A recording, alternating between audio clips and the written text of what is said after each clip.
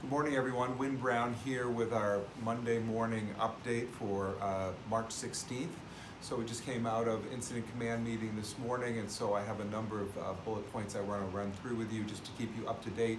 I will also have an afternoon video for you as well, probably a little more into the evening, hopefully by 7 o'clock like we did last night. First of all, just an update to date across the Haywood system. We've tested 14 patients as potentially being exposed to the coronavirus, but no results back at this point in time. It's Monday, so hopefully we'll get some word from the state and we'll be able to report that back to you this evening with any findings that we might have. I do encourage all of you to slow down as you come through our screening entrances on both campuses, both hospital campuses.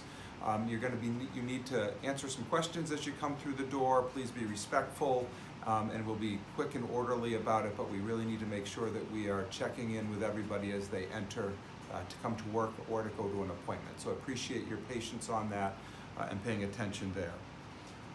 If you walked into the main entrance of Haywood today, you saw a lot of workmen on the left side of the entrance with ladders, and you might be wondering what was going on there. It's just part of our preventive strategy in case we do need more negative pressure rooms. Frank and his team have been working with Train, which is our HVAC company, to make sure that we could take Watkins 1 completely negative pressure if we needed that number of beds. So again, long-term planning for this pandemic, just to have in place just in case. So that's what's going on there if you were wondering. If some of you are coming back from vacation and travel, you have to call the employee health line and just check in with them in case you need to be screened, especially if you're coming back from a cruise or travel far away. We want to know that and make sure that you're safe to return to work. I did mention yesterday that we have plans to move the majority of the staff out of the annex building on the Haywood campus. I think we had hoped that we could have that done by this afternoon, but really it's going to be probably midweek to get everybody done. There's some technology issues that need to be taken care of to make sure that we can do that, in particular to keep our revenue cycle operating smoothly. So I'll keep you updated on that.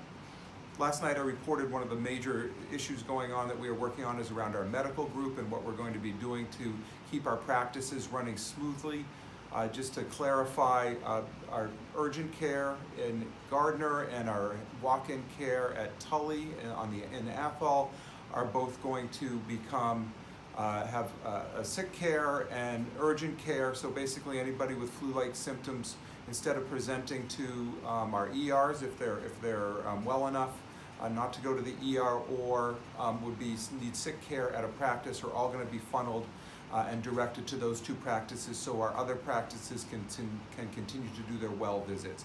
That is also available to our private practice physicians as well to send their sick patients there so they can continue to do their well appointments and keep that operating.